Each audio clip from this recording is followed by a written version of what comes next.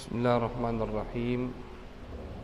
Al-Fatihah ila ruh habibina wa syafiina sayyidina Rasulillah sallallahu alaihi wasallam wa alihi wa ashabihi wa azwajihi wa ikhwanihi minal anbiya'i wal mursalin thumma ila arwah masyayikhina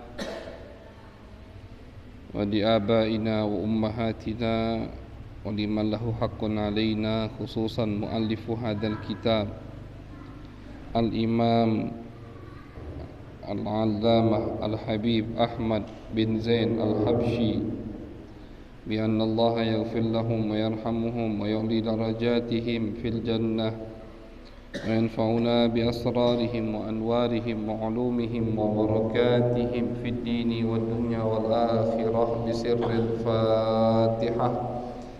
أعوذ بالله من الشيطان الرجيم بسم الله الرحمن الرحيم الحمد لله رب العالمين الرحمن الرحيم مالك يوم الدين إياك نعبد وإياك نستعين اهدنا الصراط المستقيم صراط الذين أنعمت عليهم غير المغضوب عليهم ولا الضالين آمين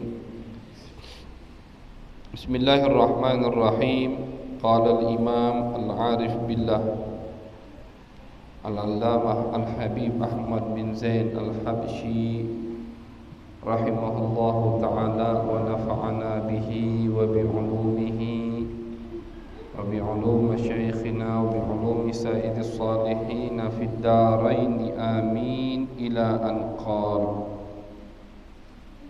صلاة الجماعة والجنازة وصلاة الجماعة وصلاة الجنازة فرض كفاية والعيدان والكسوفان والوتر سنن مؤكدة وكذا رواتب الصلاة والضحى والتراويح سنن لها فضل وثواب عظيم. Alhamdulillah, tama-tama puji syukur kehadirat Allah Subhanahu wa taala atas segala nikmat yang Allah berikan kepada kita sehingga di malam hari ini kita masih diberikan oleh Allah kesempatan untuk duduk kembali di rumah daripada rumahnya Allah Subhanahu wa taala guna melanjutkan kajian kita setiap bulannya membaca kitab Ar-Risalatul Jami'ah. Judulnya Ar-Risalatul Jami'ah karya Al-Habib Ahmad bin Zain Al-Habshi rahimahullahu ta'ala wa nafa'ana bihi wa bi'ulumihi. Mudah-mudahan kita diberikan keberkahan oleh Allah, diberikan rahmat hidayat Allah turunkan ke tempat ini sehingga kita semua mendapatkannya. Amin ya rabbal alamin. Bapak-bapak, ibu-ibu yang dirahmati oleh Allah Subhanahu wa taala, pembahasan kita malam hari ini adalah penutup dari pembahasan bab salat. Alhamdulillah kita panjang lebar sudah mendengarkan kajian dari beliau tentang salat. Nah, malam ini penutupan. Jadi insyaallah bulan depan kalau diberikan kesempatan oleh Allah kita masuk ke bab puasa. Habis bab puasa, bab zakat. Nah, mungkin nanti kita dahulukan dulu bab zakat, bab puasanya lebih dekat ke puasa. Biar ingat, mungkin begitu. Sebagai penutup pembahasan tentang bab salat, beliau menyebutkan di sini bahwasannya kata beliau wa salatul jamaati wa salatul janazati fardu kifayah. Kata beliau salat jamaah itu hukumnya fardu kifayah. Ini beliau mengambil pendapat yang agak keras atau yang lebih mengutamakan jamaah. Jadi di madhab kita, madhab al-Imam Asy-Syafi'i, salat jamaah itu dua hukumnya. Ada yang mengatakan sunnah, ada yang mengatakan wajib. Tapi wajibnya bukan wajib fardu ain. Beda. Wajib itu pengertian wajib ada dua. Ada fardu ain, ada fardu kifayah. Kalau fardu ain itu wajib untuk semua muslim. Salat maghrib, salat isya, salat 5 waktu itu wajib. Wajib dalam artian fardu ain. Semua orang muslim, baik dia laki-laki, perempuan, baik dia orang merdeka atau hamba sahaya, baik dia orang Arab atau bukan orang Arab, siapapun orang itu, ketika dia muslim, dia wajib untuk salat 5 waktu. Itu wajib. Yang dimaksud oleh sebagian ulama salat jamaah itu wajib, maksudnya fardu kifayah. Fardu kifayah itu bukan wajib untuk semua orang, tapi di tempat tersebut, di kampung tersebut, kewajiban itu harus terlaksana tanpa melihat siapa yang melaksanakannya, tanpa ditentukan siapa yang melakukannya, tidak ditentukan. Pokoknya misalkan desa Sukarami, pokoknya di desa Sukarami wajib ada jamaah, salat jamaah. Walaupun cuma 2 orang 3 orang di masjid, makmumnya 2, imamnya sendiri 3, jadi cuma 3 orang, jadilah. Yang penting itu gambaran untuk sholat berjamaah dan bukan di rumah, di masjid. Gitu. Kalau umpama di masjid tidak ada orang yang sholat, maka sekampung kena dosa. Itu namanya fardu kifayah. Kosong, katik yang metunya, misalkan. Lesu kalau, apalagi sekarang musim hujan, lesu nak metu. Kosong masjid dari sholat berjamaah. Kalau menurut pendapat yang mengatakan sholat jamaah fardu kifayah, berarti sekampung kena dosa. Nah itu. Tapi kalau 3 perwakilan dari kampung, dari desa kita 3 atau 2, karena jamaah itu 1 makmum 1 imam gitu, itu udah gambaran jamaah. Paling sedikit kita hitung 2 orang di masjid sholat, maka sekampung 1 desa tidak jadi kena dosa. Itu pendapat ulama yang mengatakan sholat jamaah itu fardu kifayah. Kenapa mereka mengatakan fardu kifayah? Saking banyaknya hadis-hadis Nabi besar Muhammad sallallahu alaihi wasallam yang menganjurkan untuk sholat berjamaah. Nabi Muhammad sallallahu alaihi wasallam beliau bersabda, kata Nabi, "Ma min thalathatin fi qaryatin wala badwin la tuqamu fihimus shalah illa istahwadha alaihimus syaitan." Kata Nabi, tidaklah lewat 3 hari yang mana dalam 3 hari tersebut tidak terlaksana salat jamaah, maka setan akan menguasai orang-orang di desa tersebut. Itu kata Nabi. Ini kan ancaman, ya. Ada sahabat buta datang ke Nabi Muhammad sallallahu alaihi wasallam. Kata sahabat ini, "Ya Rasulullah, aku ini buta. Apakah masih aku harus salat di masjid?" Apa jawab Nabi? Kata Nabi, "Kau dengar azan tidak dari masjid?" "Dengar ya Rasulullah." "Berarti wajib. Tetap harus kau ke masjid," kata Nabi. Karena apa? Karena kau mendengar panggilan azan yang dikumandangkan di masjid tersebut.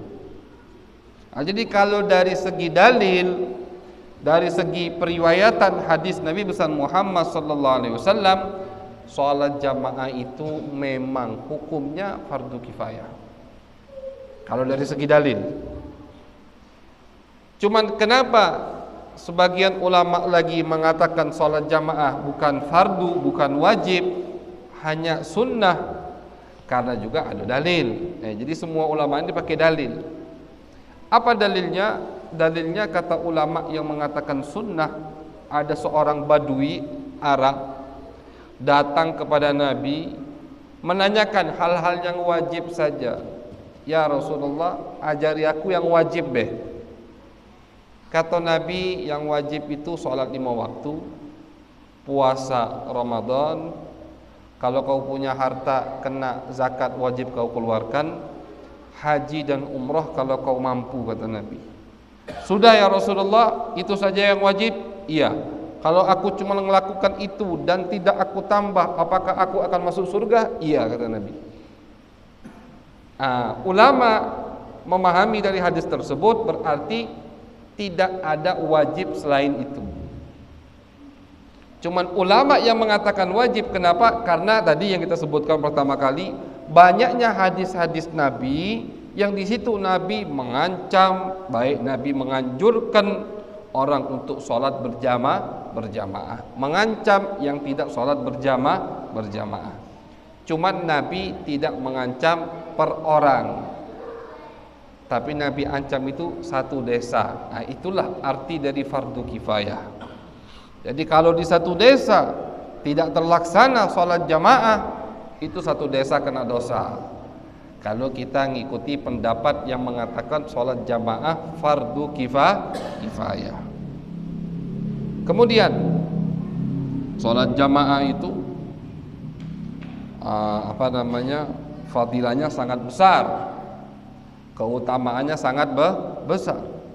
Nabi Muhammad SAW beliau bersabda, orang yang sholat jamaah itu melebihi sholat dia sendirian 25 kali sholat.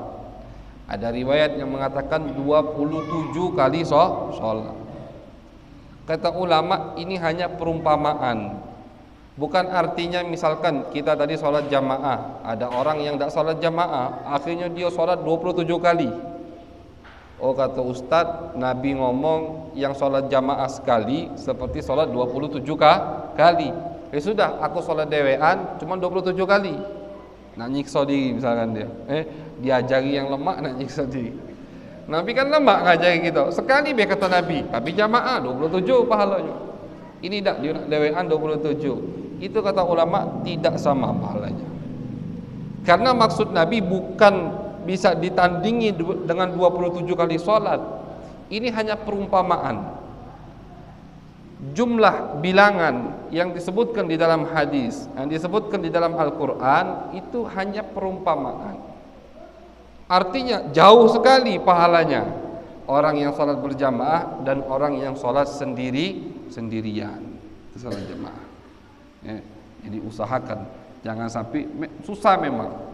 Apalagi misalkan yang tinggal cuma sama bininya berdua, nah susah tambah, ada anak nak gantian sholat saro. Makanya kalau yang bisa sholat berjamaah jangan ditinggalkan, karena fadilahnya sangat besar. Keutamaan sholat berjamaah, sholat kita pasti diterima oleh Allah Subhanahu wa ta'ala. Sholat itu Pak, yang diterima cuma yang khusyuk. Kalau sholat kita tidak khusyuk, tidak diterima sama Allah. Kalau sholat berjamaah yang naik ke atas, walaupun jumlah jamaah di masjid 100, itu yang naik sholat sikau. Artinya sama Allah digabung sholat ini. Misalkan di rakaat pertama yang khusyuk 25 orang, rakaat kedua 25 yang khusyuk tadi ngeblank sudah. Sudah mikiri padi, mikiri sawah, mikiri jualan, mikiri begawi. Gantian 25 yang kedua yang khusyuk di rakaat kedua. Seterusnya sampai rakaat keempat, itu solat sama Allah dianggap satu solat. Artinya semuanya dianggap khusyuk sama Allah dan semuanya diterima oleh Allah. Tapi kalau kita solat sendirian, yang khusyuk diterima sama Allah, yang tidak khusyuk tidak diterima. Dan orang yang salat berjamaah itu jauh dari godaan setan. Setan itu susah untuk bikin was-was yang lagi salat kalau salatnya berjamaah. Cobalah salat dewean, sering kita lupa ini rakaat kedua, apa ketiga, apa keempat. Tapi kalau salat jamaah, jarang nian imam tuh lupa ini rakaat berapa. Kecuali kalau imam tuh banyak nian utangnya sudah. Baru mungkin dia dah usyuk lagi salatnya. Kalau belum banyak utangnya, apa kata utang, dah lupa dia. Tapi kalau kita sholat sendirian, walaupun kita banyak duit, ya, kadang kita lupa ini rakaat ketiga apa keempat. Nah, itu kata ulama satu bukti bahwasanya ketika anda sholat sendirian, setan tuh gampang makan kita. Kata Nabi, perumpamakan oleh Nabi, fa inna ma yaqulu dhi'bu al-qasiyata.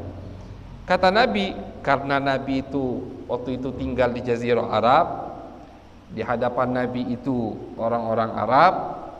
Jadi kata Nabi kasih perumpamaan dengan apa yang dialami oleh orang-orang Arab. Kata Nabi, adz-dhi'b, serigala itu kalau makan domba yang sendirian. Ngapo? Kalau wong ngembala domba rame-rame, biar dimakan sama serigala.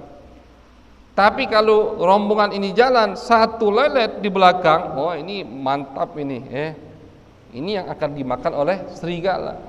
Kita jengok di film-film apa, di apa geografi apa itu binatang-binatang itu kan, kadang ada macan, dijengok bagaimana macan ini cari makanan, dia pasti ngincer hewan yang paling di belakang, itu yang diincar sama dia, itu yang diperumpamakan oleh Nabi.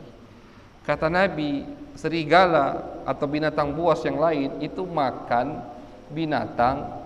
Di zaman Nabi di Jazirah Arab banyak domba, kambing yang jalannya dewean. Kalau yang rame-rame tidak berani, walaupun macan, walaupun serigala, ngelawan kambing rame-rame tidak berani dia, takut, hebat, ada wibawah jamaah itu. Tapi kalau sendirian tidak ada wibawah lagi. Makanya oleh Nabi besar Muhammad SAW kita dianjurkan untuk sholat berjamaah. Jadi sholat berjamaah untuk 5 waktu itu ada 2 hukum tadi, ya. Ada yang mengatakan fardu kifayah, ada yang mengatakan sunnah saja. Adapun sholat jamaah yang wajib fardu ain, yaitu untuk sholat jamaah di sholat Jumat, wajib. Sholat Jumat dewean, katik cerita sholat Jumat dewean, tak sah sholatnya. Ada yang sholat jamaah sunnah memang, tidak ada khilaf, seperti sholat tarawih berjamaah sunnah. Kita sholat tarawih di rumah, sholatnya sunnah tarawihnya, tapi kita tidak dapat fadilah sunnah jamaahnya. Kita sholat tarawih di masjid dapat 2 fadilah, 2 pahala. Udah dapat sunnah tarawih, dapat sunnah jamaah. Sholat id, sholat lebaran itu tidak mesti di masjid. Jadi kalau kita telat, misalkan bangun kesiangan, masjid dah selesai sholat, oh sudah, dah sholat berarti jangan. Waktunya panjang, waktunya sampai sebelum zuhur. Sholat id itu dari terbit matahari kurang lebih 12 menit, qadarul rumhin. Sampai kapan? Sampai zawal. Itu waktu sholat lebaran, Idul Fitri atau Idul Adha. Nah, jadi jangan kalau kita kesiangan ke masjid, udah dah sholat kita, langsung melok makan-makan bersanja-sanja, dah tetap sunnah sholat walaupun sendirian. Cuman dapat pahalanya sih kok sholat lebaran baik itu dapat pahalanya. Pahala jamaahnya kita dah dapat. Jadi sholat jamaah kadang juga hukumnya betul sunnah, tanpa ada khilaf. Kalau sholatnya yang disolati itu juga sholat sunnah. Kadang ada sholat jamaah yang mubah, artinya tidak ada praktek dari Nabi. Tidak ada praktek dari Nabi. Contoh, sholat tasbih. Sholat tasbih itu berjamaah itu hukumnya mubah, karena tidak ada praktek dari Nabi. Kalau sholat tasbihnya itu ada hadisnya. Nabi ngajarkan pamannya Abbas bin Abdul Muttalib untuk sholat tasbih, pahalanya besar. Bahkan kata Nabi, wahai pamanku, kalau memang kau tidak bisa melakukannya kecuali seumur hidupmu sekali, maka lakukan salat tasbih. Cuman praktek salat tasbih berjamaah tidak ada dari Nabi. Dan salat sunnah-sunnah yang lain, salat sunnah misalkan rawatib, ba'diyah maghrib, habis salat maghrib ada salat sunnah 2 rakaat, berjamaah kita salat, boleh tak? Boleh. Tapi tidak dapat pahala. Dapat pahalanya cuma siko, salat sunnah ba'diyahnya jamaahnya tidak dapat pahala karena tidak ada praktek dari Nabi besar Muhammad sallallahu alaihi wasallam. Ada yang salat jamaah makruh, tidak dianjurkan mereka ini berjamaah. Seperti apa? Seperti orang yang salat jamaahnya ada, salatnya dia ada, imamnya qadha atau kebalik. Imamnya qadha, makmumnya adaan. Contoh, salat maghrib, imamnya udah salat atau imamnya belum salat, berarti ada. Yang makmumnya dia niat qadha. Lebih gampang kita kasih contoh begini. Imamnya jamak takhir, salat maghribnya di waktu isya. Misalkan kami dari Palembang musafir, datang telat, kami takhir. Misalkan kami sholat maghrib di waktu isya. Ada orang kampung desa Sukarami belum sholat maghrib. Ustadz kata dia telat, sekalian sholat sama ustadz. Ustadznya adaan, dianya qadhaan. Itu makruh hukumnya. Hukumnya makruh. Jamaahnya yang makruh, sholatnya sah, tapi jamaahnya makruh. Ada yang sholat jamaah tidak sah, jamaahnya tidak sah, sholatnya juga tidak sah. Apa contohnya? Orang yang sholat subuh di belakang imam yang sholat jenazah, itu tidak sah, tidak nyambung sholatnya. Sholatnya tidak nyambung, tidak sah itu. Batal, makmumnya batal. Jenazah kan 4 takbir cuman, tidak katik ruku, katik i'tidal. Kalau subuh ada ruku, ada i'tidal. Tapi umpama subuh imamnya maghrib sah, di mazhab kita tidak apa-apa. Ada yang sholat maghrib, makmumnya isya sah. Ada yang sholat isya, makmumnya maghrib sah. Cak mana Ustaz? Ya tadi musafir tadi. Ada musafir jamak takdim. Dia lah sholat maghrib, habis itu dia sholat isya. Ada desa Sukarami baru masuk masjid. Nengok ada imaman di masjid. Tak taunya imamnya lagi sholat isya jamak takdim. Tak apa-apa makmumnya sholat. Sah. Jadi yang tidak sah dan haram kalau jenis sholatnya beda. Jenis sholatnya, bukan rakaatnya, bukan. Kalau rakaat tak masalah. Wajib sunnahnya tak apa-apa. Ustadz sholat dari Palembang, kami sholat maghrib. Ada yang belakang ikut sholat ba'diyah, misalkan sholat sunnah, cuma nak melok imam tidak apa-apa. Atau ada yang datang telat masuk masjid, ada yang lagi sholat sunnah, di masjid ada yang lagi sholat sunnah. Uang baru datang nak sholat maghrib, kata imam, udah sekalian makmuman dia sama yang lagi sholat sunnah, sah. Yang tidak sah itu kalau jenis sholatnya berbeda. Tadi sholat subuh dengan sholat jenazah itu baru batal sholatnya. Jadi itu hukum sholat jamaah. Kurang lebih itulah hukum sholat jamaah. Jadi sekali lagi kita ulangi, sholat jamaah untuk sholat jamaah untuk sholat fardu, untuk sholat 5 waktu itu 2 pendapat di mazhab kita.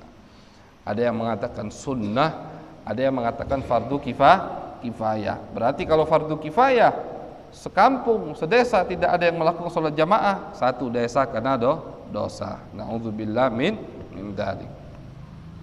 Kemudian sholat fardu kifayah yang lain adalah sholatul janazah, sholat jenazah. Itu hukumnya fardu kifayah. Itu tidak ada khilaf di situ, tidak ada perselisihan. Semua ulama sepakat sholat jenazah hukumnya fardu kifayah. Jadi kalau ada satu mayit di satu desa tidak ada yang menyolatkan, satu desa kena dosa. Tapi ada satu yang menyolatkan, cukup. tidak perlu nak berjamaah. Satu yang menyolatkan cukup, tidak kena dosa. Tidak disolatkan oleh sedesa kena dosa. Itu sholat jenazah.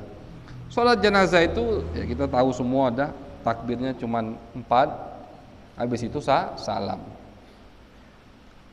Rukunnya ada niat, harus niat sholat jenazah. Bingung Ustaz, niatnya apa dia? Tidak tahu misalkan, dan harus misalkan tidak tahu ini mayit laki atau perempuan, tidak usah pening-pening, niatnya gampang kata ulama. Aku niat sholat jenazah untuk si mayit yang disolati oleh imam. Nah itu. Kalau kita tahu namanya, sebutkan namanya. Tapi kalau kita nyebutkan nama, ternyata jenazahnya salah, bukan orang itu, tidak sah salat kita. Nah, jadi kalau kita ragu, sebutkan aku sholat, niat ini sholat jenazah untuk mayit yang disolati oleh imam.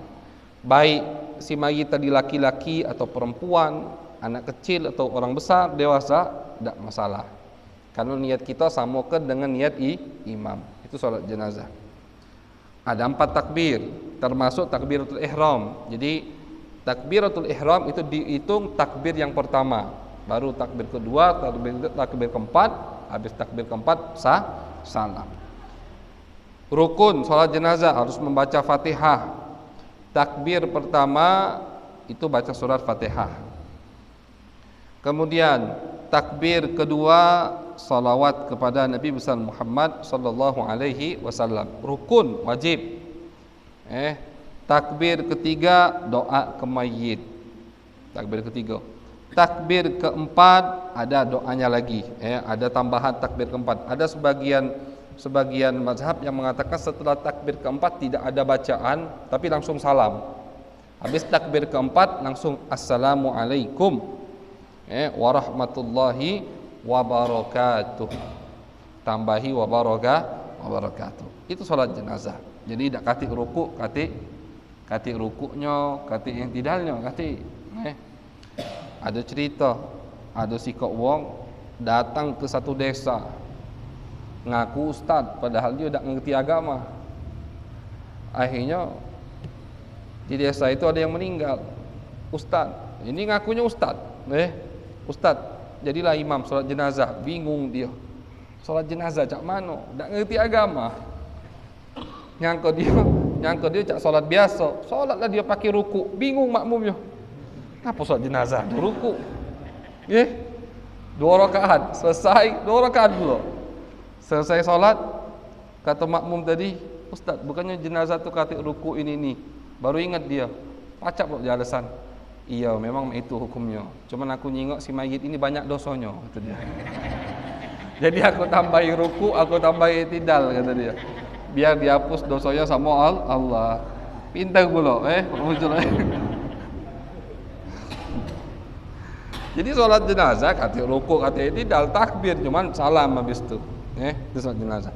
Cuman harus ngadep kiblat, harus ada wudu. Itu syarat-syarat yang lain sama cak solat.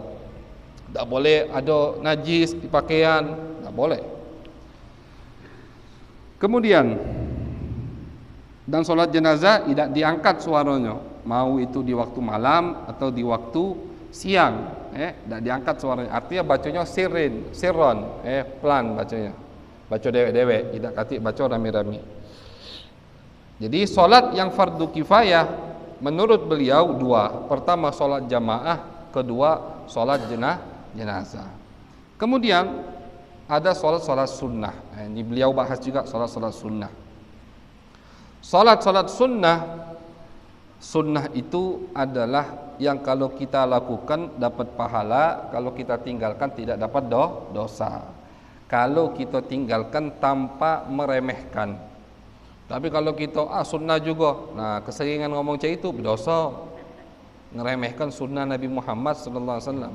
Jadi sering kita sampaikan di kajian kita, kalau memang kita tidak sempat nak melakukan sholat sunnah atau sunnah-sunnah yang lain, tidak usahlah pakai alasan sunnah juga. Udah tidak usah. Aku lesu sholat witir lagi malam ni. Udah tidak usah sholat. Jangan kita jadikan dua kesalahan. Lah tak sholat, ngatain sunnah pula. Jangan. Sudah, tak sholat, udah tak sholat. Akui itu. Aku lagi malas, akui malas. Lesu lagi solat ba'diyah maghrib, ba'diyah isya, akui sudah. Jangan pakai alasan sunnah juga, sunnah juga. Hati-hati, itu sunnah siapa? Sunnah Nabi besar Muhammad sallallahu alaihi wasallam. Kalau keseringan ngomong seperti itu, nanti bahayanya kayak menghina sunnah Nabi. Kalau menghina sunnah Nabi, hati-hati, Allah yang marah. Allah yang marah. Jadi sunnah itu betul tidak kena dosa orang yang tidak melakukannya kalau dia tidak meremehkan sunnah tersebut. Itu namanya sunnah. Sunnah Nabi banyak. Di setiap ibadah itu ada sunnahnya. Salat, ada salat wajib, ada salat sunnah. Puasa, ada puasa wajib, ada puasa sunnah.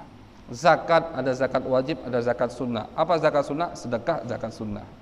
Haji umrah, ada haji umrah wajib sekali seumur hidup, ada haji umrah sunnah lebih dari sekali.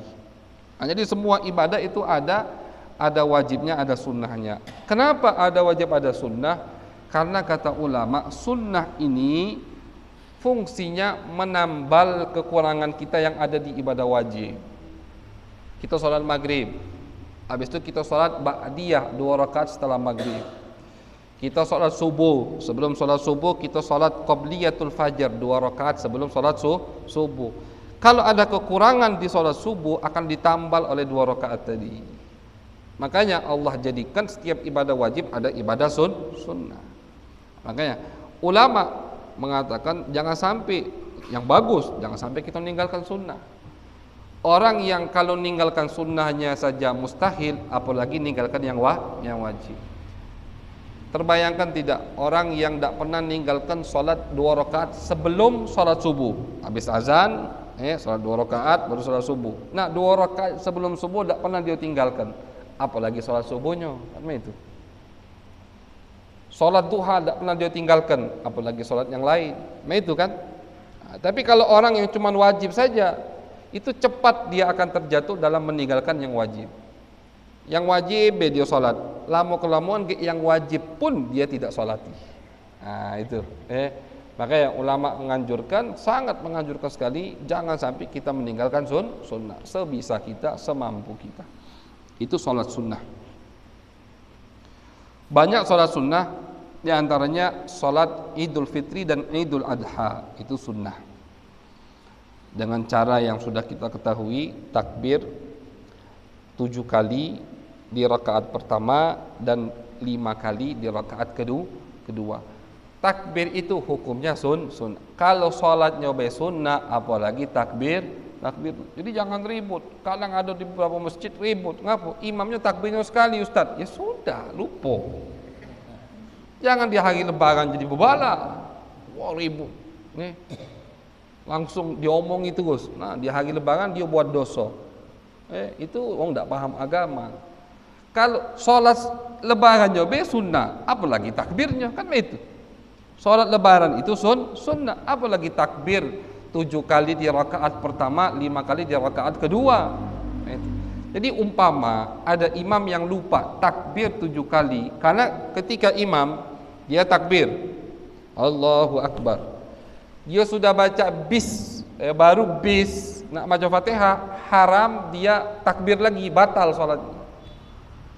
Karena baca Fatihah itu rukun dalam ibadah sholat. Orang yang sudah mulai rukun terus dia stop rukunnya untuk melakukan sunnah, sholatnya batal. Kita misalkan di mana di sholat wajib kita udah baca Fatihah, kita udah baca bis, tidak sunnah lagi, hilang sunnah doa iftitah. Tak boleh kita balik lagi ke doa iftitah. Paham jadi kalau sudah imam lupa, jangan diributkan. Jangan di subhanallah, subhanallah, rami di belakang subhanallah, subhanallah. Sampai imam tadi gugup akhirnya nak salam, takut dimarahi wong. Jangan, sudah. Lupa, wajar dia lupa. Kalau dia ingat, tak mungkin dia nak takbir sekali. Jadi jangan sampai gara-gara lupa takbir akhirnya tidak lebaran lagi itu. Jangan. Jadi solat Idul Fitri, salat Idul Adha itu sunnah hukumnya.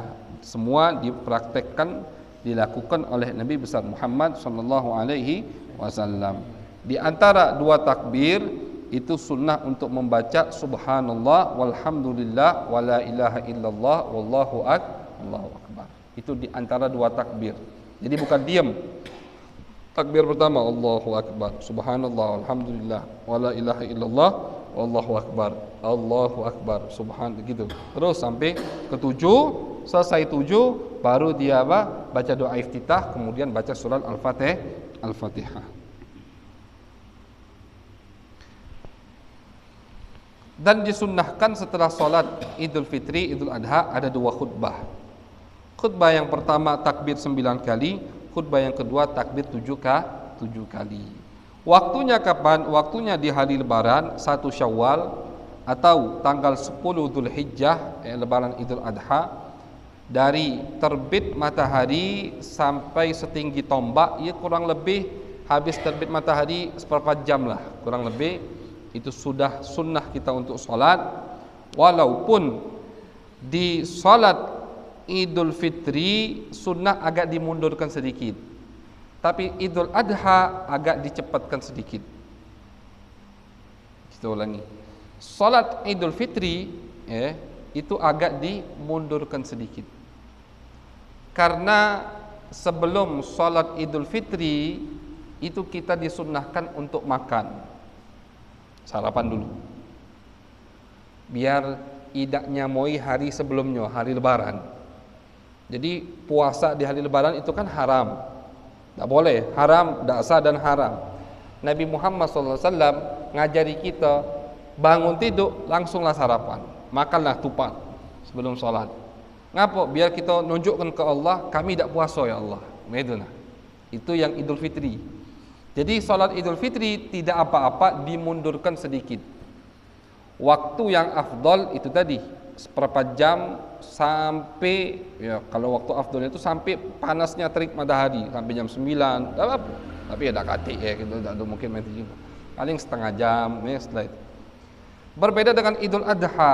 Idul Adha itu karena sebelumnya tidak ada puasa wajib, dan setelah Idul Adha ada kurban, maka Idul Adha kita disunahkan untuk percepat sholatnya. Jangan lama-lama. Setelah terbit matahari seperempat jam langsunglah sholat. Nah, itu. Kenapa? Karena ada apa? Ada kurban setelah ini yang ditunggu oleh masyarakat. Dan disunnahkan di Idul Adha habis subuh kita tidak sarapan, apalagi orang yang ingin kurban. Itu disunnahkan dia habis subuh tidak makan, apalagi ini lebih khusus lagi untuk orang yang mau kurban ya. Kenapa? Biar makanan yang pertama kali masuk ke perutnya hari itu bagian dari yang dia kurban. Hati, sunnahnya hati. Nabi Muhammad SAW ketika beliau kurban, yang beliau makan dari kurban itu hatinya. Hatinya. Jadi untuk orang yang kurban lebih disunnahkan untuk tidak sarapan sebelum sholat Idul Adha. Sampai kapan? Sampai dia kurban. Setelah dia kurban, hati nyombek, masak, makan hati itu. Makanya dianjurkan untuk lebih cepat sholat Idul Adha. Lapar, kalau bangun subuh sholatnya lama pula. Saya melakukan sunnah itu. Itu. Beda dengan Idul Fitri. Kalau Idul Fitri disunnahkan kita untuk sarapan sebelum sholat. Nah. Kemudian sholat sunnah berikutnya, dan sholat Idul Adha Idul Fitri ini bisa diqadha kalau kita telat. Bisa diqadha habis zuhur. Nah, sholat boleh diqadha sampai hari itu batasnya. Kemudian sholat sunnah juga sholat gerhana matahari dan gerhana bulan, itu sholat sunnah. Gerhana matahari dan gerhana bulan sunnah kita untuk sholat. Caranya paling gampang seperti sholat 2 rakaat sholat subuh, itu gampang. Jadi 2 rakaat bacaan yang singkat, itulah sholat gerhana matahari atau gerhana bulan. Tapi kalau mau cara yang sempurna, rukuknya 2 kali dan qiyamnya 2 kali. Jadi begini, ini cara yang sempurna. Tahu kan gerhana matahari atau gerhana bulan itu kita disunnahkan untuk sholat, bukan untuk selfie. Wong sekarang ini kalau gerhana matahari rame, di musim part, di ampera, oh betina lanang campur. Itu tanda ayatul min ayatillah. Nabi Muhammad SAW ketika terjadi gerhana matahari di zamannya, itu Nabi langsung tinggalkan semua aktivitas beliau langsung bertadarru menghadap kiblat, menangis kepada Allah Subhanahu wa taala. Takut itu azab. Karena ini kan di luar kebiasaan, matahari ketutup sama bulan. Itu kan di luar kebiasaan. Jadi bukan dijadikan ajang untuk ketemuan atau ajang untuk update status. Bukan. Bedanya kita sekarang main itu. Bukannya malah takut, malah uang maksiat pas gerhana matahari. Nggak boleh. Gerhana matahari atau gerhana bulan, kita harus khusyuk kepada Allah. Minta ampun sama Allah. Takut itu azab. Nabi ngajari cara sholat yang sempurna. Sholat yang sempurna itu adalah pertama dia takbir, ini yang paling sempurna. Habis dia takbir baca Fatihah. Habis baca Fatihah baca surat yang panjang. Diriwayatkan Nabi itu baca surat Al-Baqarah 2 juz setengah. Belagi orang kita kalau salat itu kan katik yang galak. Saking panjangnya. Habis baca surat yang panjang, Nabi ruku. Rukunya panjang juga kata sahabat. Kurang lebih seperti qiyamnya. Jadi kalau Nabi berdiri habis takbir itu setengah jam, kurang lebih rukunya setengah jam. Bayangkan. Saking Nabi takutnya kepada Allah Subhanahu wa taala. Habis itu bangun, bukan i'tidal, bangun baca surat lagi. Qiyam yang kedua, habis ruku, qiyam lagi. Baca surat lagi panjang, tapi tidak sepanjang yang pertama. Habis itu baru ruku lagi panjang juga. Habis ruku yang kedua baru i'tidal. Habis i'tidal baru biasa sujud, julus, duduk di antara 2 sujud, sujud lagi, tegak lagi. Habis tegak lagi di rakaat kedua sama. Ruku, habis ruku tegak lagi baca surat lagi, ruku lagi, habis itu baru i'tidal. Itu cara yang paling sempurna untuk sholat gerhana matahari atau gerhana bulan. Itu yang diajarkan oleh Nabi besar Muhammad sallallahu alaihi wasallam. Tapi kalau kita tak sempat atau tak katik yang baca, udah sholat 2 rakaat jamaah jadilah. Dosa nak cak itu niat. Dan setelahnya disunnahkan juga ada khutbah setelah kusuf dan gerhana matahari dan gerhana bulan. Kemudian salat sunnah berikutnya yang disebutkan oleh beliau adalah salatul witri, salat witir. Itu salat sunnah. Witir ini di mazhab Abu Hanifah mengatakan salat witir itu wajib hukumnya. Bukan sunnah, wajib. Itu di mazhab Abu Hanifah tapi. Di mazhab kita tidak wajib. Ngapa kita bisa tidak wajib Ustaz? Karena tadi dalilnya. Ada badui datang ke Nabi, nanya, "Ya Rasulullah, salat yang wajib itu apa be?" Diajari sama Nabi kan, kata salat witir di situ. Maka menurut pendapat kita salat witir tidak wajib. Tapi menurut Abu Hanifah dan mazhabnya salat witir itu wajib. Kenapa? Saking Nabi sangat menganjurkan sekali salat witir. Sampai Nabi mengatakan, "Laisa minna man lam yutir." Bukan termasuk golongan kami wong yang tidak pernah sholat witir. Ini kan kata Abu Hanifah ancaman. Tidak termasuk golongan Nabi, ancaman. Makanya menurut Abu Hanifah witir wajib. Makanya kita kalau lagi sholat di Masjidil Haram atau Masjid Nabawi, jangan heran. Habis sholat Isya langsung tegak, banyak kadang-kadang wong India yang banyak tegak. Langsung mereka sholat lagi, itu sholat witir. Karena di mazhab mereka wajib salat witir. Salat witir hukumnya wajib. Kapan witir itu? Salat witir itu masuknya setelah kita melakukan salat Isya. Bukan masuknya dengan masuk waktu Isya, bukan. Masuknya setelah kita melakukan salat Isya. Berarti kalau udah masuk, sekarang udah masuk waktu Isya, yang tadi bunyi jam. Kita belum sholat Isya, berarti belum masuk waktu sholat witir untuk kita. Karena kita belum sholat Isya. Tapi umpama ada musafir yang sholat Isyanya di waktu maghrib, jamaah takdim.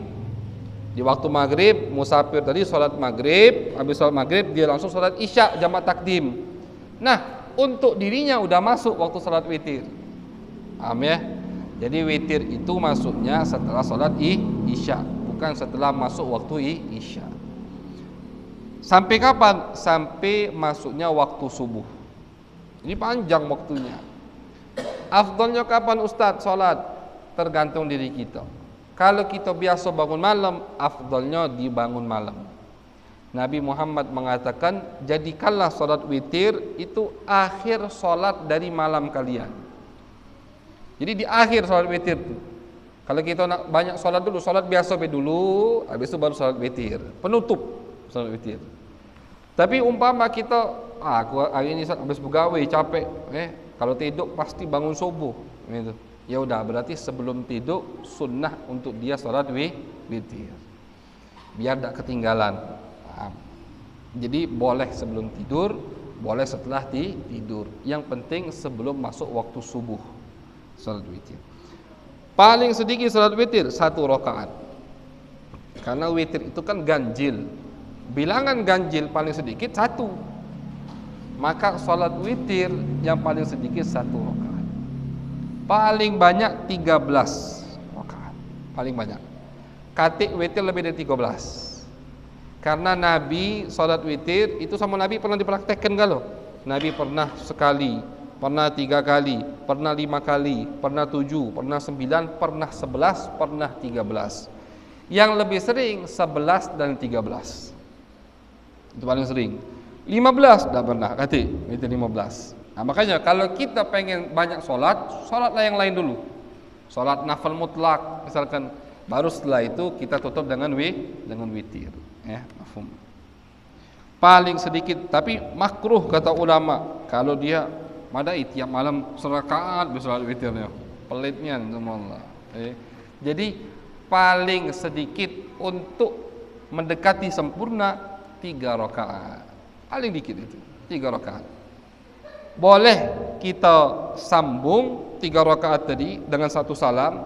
Boleh juga kita jadikan jadi 2 salam. Yang afdal 2 salam. Jadi pas 2 rakaat salam, habis itu takbir lagi untuk 1 rakaat. Boleh 1 salam, boleh. Tapi yang afdal 2 salam. Karena ketika pakai 2 salam nambah rukun, nambah salam kan? Nah, itu nambah pahala daripada 1 salam.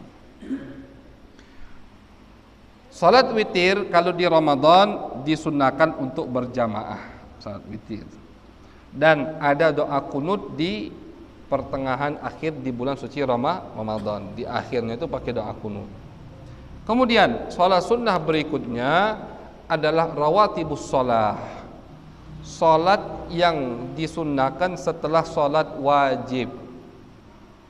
Pernah kita bahas ini. Ada 10 yang muakkadah.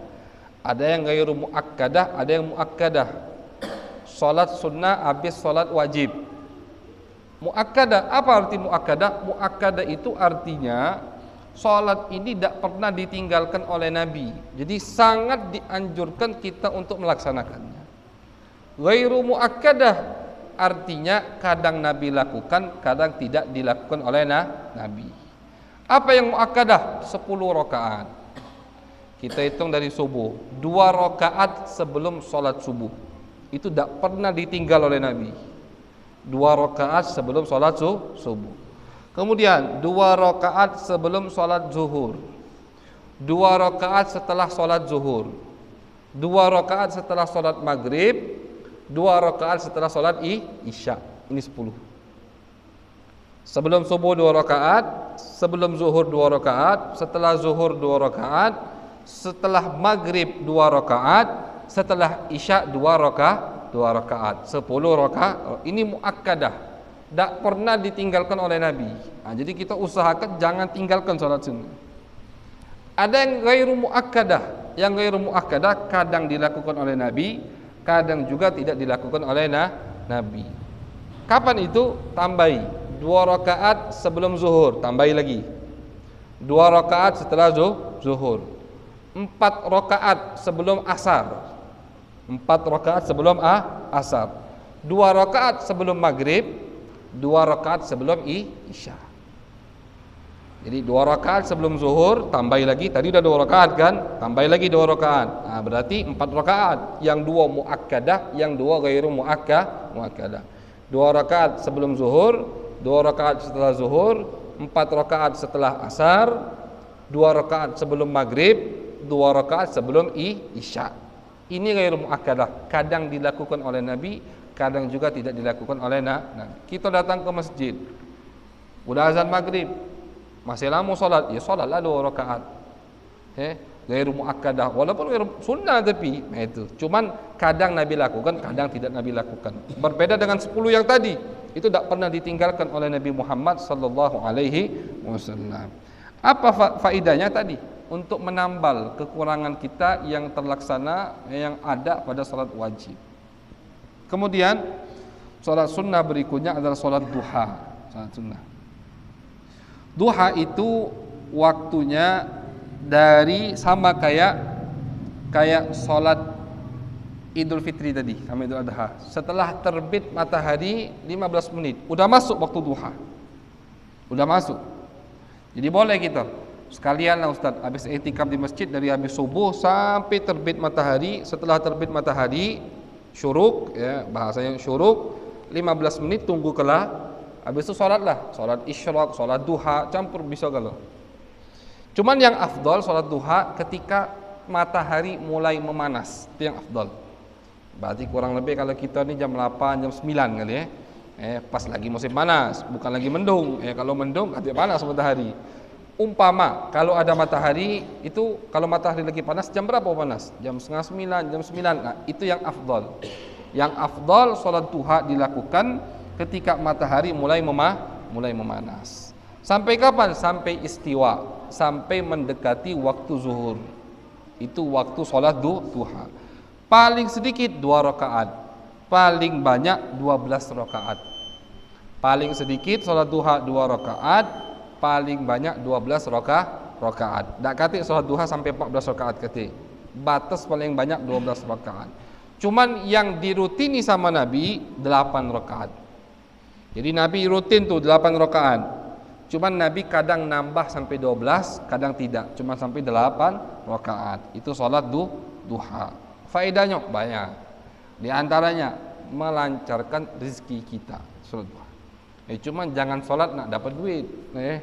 Akhirnya macam budaknya duit, bukan budaknya Allah Subhanahu wa taala. Kita kan hambanya Allah, bukan hambanya duit. Kalau kita beramal dikit-dikit pengen dapat pahala duit, pengen dapat duit, akhirnya budak duit, bukan budaknya Allah. Cuma salat duha salah satunya itu melancarkan rezeki. Dan jangan kita bayangkan rezeki dari Allah itu bentuk duit itulah. Makan duit bukan. Rezeki itu kesehatan, rezeki itu hidayah, rezeki itu kita digampangkan untuk beramal-amal soleh. Itu rezeki dari Allah. Bahkan itu rezeki yang lebih mahal, tidak bisa dibeli, tidak bisa didapat dengan usaha. Kalau duit, ya uang begawe dapat duit, cuma itu. Tapi kalau uang baca dak uang begawe nak dapat rezeki hidayat. Nah, hidayat itu pilihan dari Allah. Senang majlis taklim, pilihan dari Allah. Tak baca digapai, tak baca dicari itu. Jadi ketika orang salat duha, maka dia akan mendapatkan rezeki yang banyak dari Allah Subhanahu wa taala. Kemudian terakhir, salat sunnah yang disebut oleh beliau yang terakhir adalah salat tarawih. Salat tarawih. Salat tarawih tadi kita sebutkan termasuk salat sunnah yang dianjurkan untuk berjamaah. Karena di zaman Nabi pernah terlaksana secara berjamaah walaupun tidak lama. Nabi sholat dewean di malam puasa, tiba-tiba sahabat di belakang ikut sholat sama Nabi. Malam besok tambah rami, malam besoknya tambah rami lagi. Malam keempat atau malam kelima Nabi tidak keluar dari rumah. Wong lah nunggu galau. Kata Nabi, aku sengaja tidak keluar, takut kaget diwajibkan sama Allah Subhanahu wa taala. Itu sayangnya Nabi sama kita. Namun setelah Nabi Muhammad wafat, Sayyidina Umar bin Khattab waktu beliau menjadi khalifah kedua, beliau melihat ini kalau tidak digabungkan akhirnya akan ada perselisihan. Dan Nabi sudah meninggal, Kalau Nabi lah meninggal, artinya tak katik lagi syariat yang akan diwajibkan oleh Allah. Sudah aman, kata Sayyidina Umar. Akhirnya sama Sayyidina Umar digabungkan lagi, dijadikan sholat tarawih berjamaah. Nah, jadi sholat tarawih secara berjamaah itu sudah ada di zaman Nabi Muhammad sallallahu alaihi wasallam. Sholat tarawih paling banyak 20 rakaat. 8 ustaz cak mano? Tak apa-apa. Jadi misalkan di masjid 8 sama witirnya 11, tak usahlah ribut. Kita nak nambah ya di rumah tambahlah dewek. Itu. Ya, jadi jangan ribut. Kita ni sekarang kadang dengan hal-hal yang tak mesti kita ribut. Tapi hal yang mestinya kita ribut, kita dah ribut. Itu kan. Itulah umat muslim sekarang. Salat tarawih 11 sama 20 ribut, apa 23 misalkan. Tak usah ribut. Di musola, di masjid ada yang 11, ada yang 20, 20. Misalkan kita pengen 20, ke sana. Atau katik tempat lain, di sinilah solatlah di sini, habis itu tambah di rumah. Solat sunnah itu kan lebih afdal di rumah daripada di masjid, karena lebih ikhlas, lebih tidak kena pamrih, penyakit riak, pengen dipuji sama orang. Jadi paling banyak solat tarawih 20. Kalau 23 berarti 3-nya itu witir, bukan tarawih. Tarawihnya 20. Niatnya tarawih. Aku niat solat tarawih secara berjamaah 2 rakaat dan harus 2 rakaat.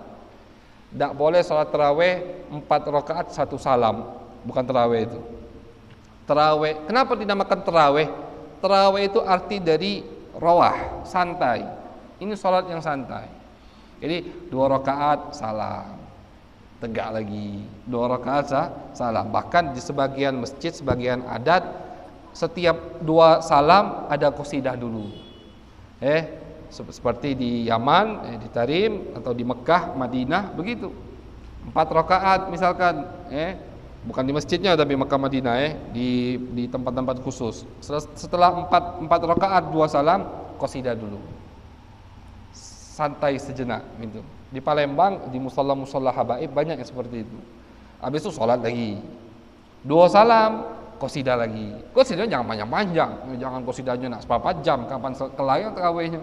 Dikit 2 menit, 3 menit.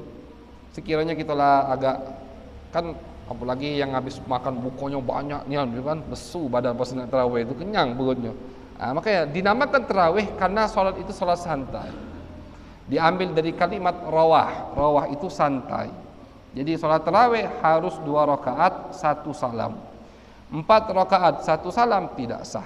Itu sholat tarawih dan disunnahkan untuk berjamaah. Itulah ma'asyiral hadirin wal hadirat, kurang lebih pengertian dari sholat sunnah yang disunnahkan oleh Nabi besar Muhammad sallallahu alaihi wasallam. Ini sebagai penutup dari pembahasan bab solat.